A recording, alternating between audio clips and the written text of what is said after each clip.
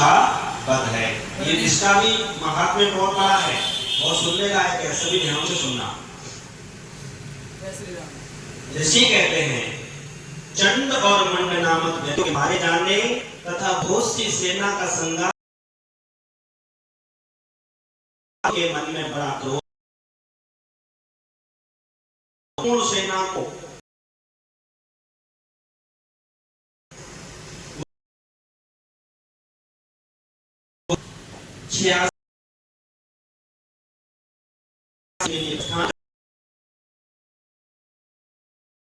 वहीं से घिरे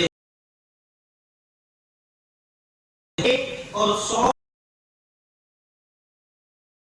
मेरी आज्ञा से सेना सहित कुछ करें। काल के असुर भी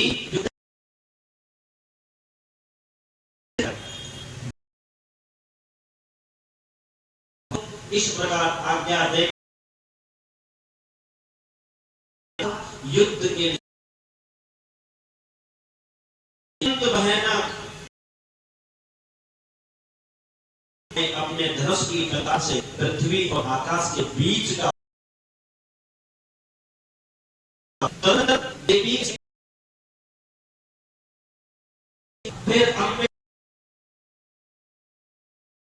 और भी बड़ा और लगी उस बड़ा कर लिया तथा इस प्रकार वे विजयी हुई। उस तुमन नाद को सुनकर दैत्य सेनाओं के चारों ओर से आकर चंडिका देवी सिंह तथा काली देवी को क्रोध पूर्वक घेर लिया तथा देवताओं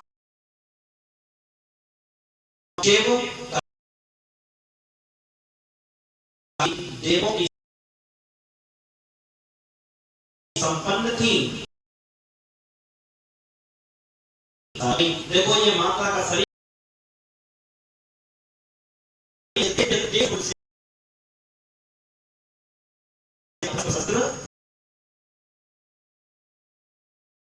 जैसी वेशभूषा साधना में संपन्न हो। सबसे पहले हंस युक्त विमान पर बैठी हुई अक्षसूर उपस्थित हुई जिसे ब्रह्माणी कहते हैं। महादेव जी की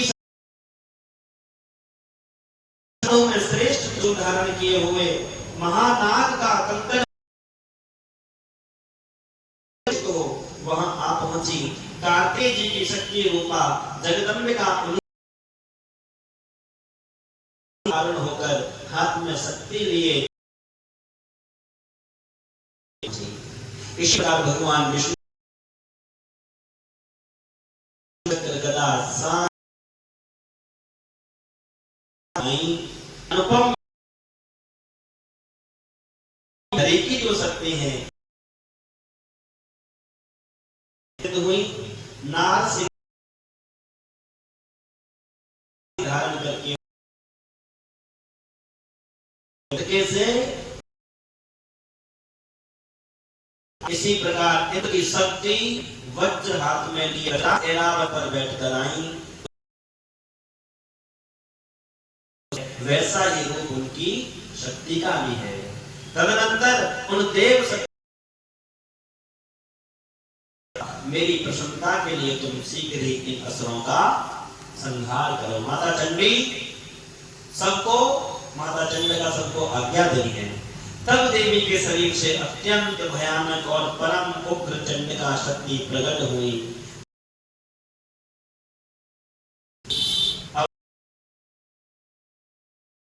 देवी ने आप शुंभ अत्यंत गर्वीले दानव शुंभ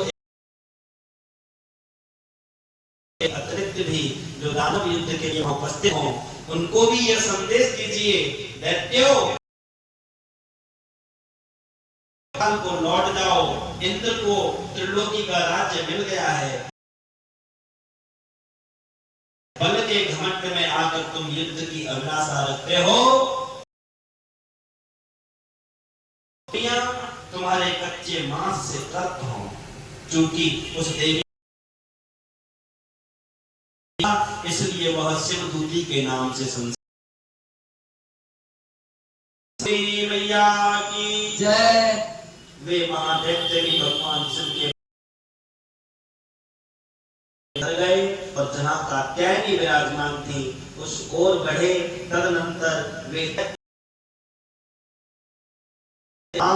शक्ति और वृष्टि आदि अस्त्र की वृष्टि करने लगे। तब देवी ने देखे और उससे छोड़े हुए बड़े बड़े बाणों द्वारा दैत्यों के चलाए हुए बाण, शूल, शक्ति काली ने उनके आगे होकर शत्रुओं को से उनका कचूमर निकालती हुई रणभूमि में चलने लगी। ब्रह्माणी भी कमंडलू का जल छिड़ककर शत्रुओं के ओज और पराक्रम को नष्ट कर देती हैं। वैष्णवी ने चक्र से और अत्यंत क्रोध में भरी हुई कुमार कार्तिकेय की शक्ति आरंभ करना शुरू किया। होकर सैकड़ों दैत्य दानव रक्त की धार बहाते हुए कितनों को अपनी धुन दानों के अग्रभाग से कितनों उसके चक्र की चोट से विलीन, दूसरे महादैत्यों को अपने नखों से विलीन करेंगे। खाती और सिंहनाद से युद्ध क्षेत्र में विचरने लगे। कितने ही असुर शिवदूत भी तो पृथ्वी पर गिर पड़े। गिरने पर उन्हें शिवदूती ने उस समय अपना ग्रास बना लिया, भोजन बना लिया। इस प्रकार क्रोध में भरे हुए मातृगणों को मर्दन करते थे। मातृगणों से नामक महादैत्य क्रोध में भरकर युद्ध करने के लिए रक्त की बूंद पृथ्वी पर गिरती, तब उसी के समान शक्तिशाली एक दूसरा महादैत्य पृथ्वी पर पैदा हो जाता है। ये रक्त बीज की अंतकथा। रक्त बीज हाथ में गदा लेकर इंद्र शक्ति के साथ में वज्र से रक्त बीज को मारा। वज्र से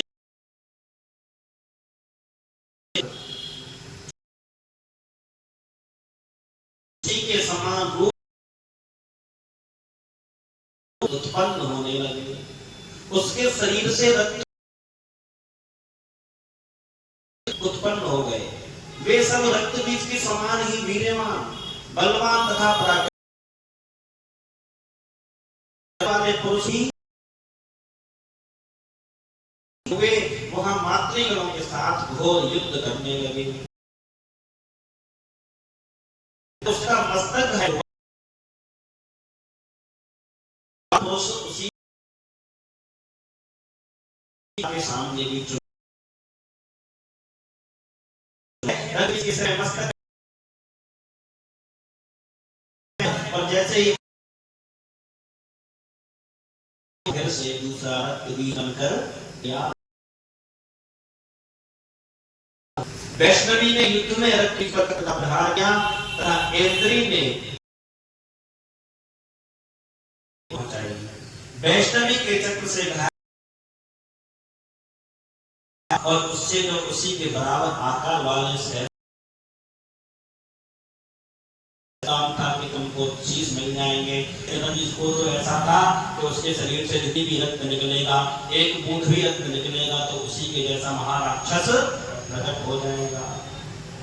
कौमारी ने शक्ति से, वाराही ने खड्ग से और माहेश्वरी ने त्रिशूल से महादैत्य रक्त बीज को घायल किया।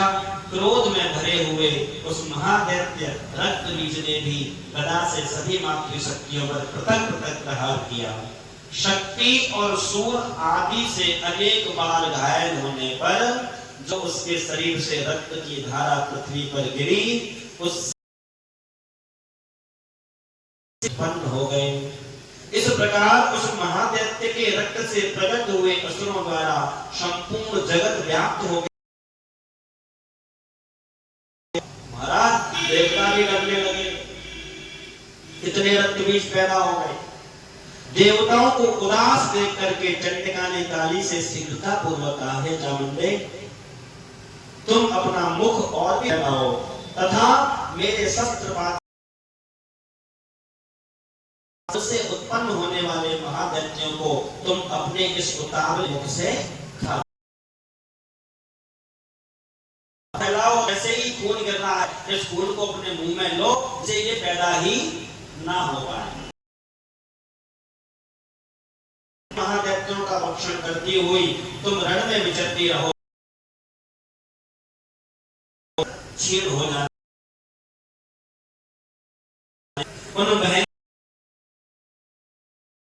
दूसरे नए दैत्य उत्पन्न नहीं हो पाएंगे। चंडिका देवी ने शूल से रक्त बीज को मारा, ले लिया। तब उसने वहां चंडिका ने देवी को तनिक भी वेदना नहीं पहुंचाई, किंतु ज्यों ही वह गिरा त्यों ही चामुंडा और उत्पन्न होना शुरू हो गया। के मुख में रक्त जाएगा तो वो गया तो मुख में भी रक्त बीज बनना और काली माता उन सभी रक्त बीजों को भी पी लिया। तदनंतर देवी ने रक्त बीज वज्र बाण खड्ग तथा इस प्रकार शस्त्रों के समुदाय से महादैत्य रक्त बीज पृथ्वी पर गिर पड़ा।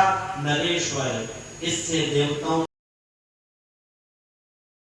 त्रिगुण उन असुरों के रक्तपान के मद से उद्धत होकर नृत्य करने लगी। बोलिए चामुंडा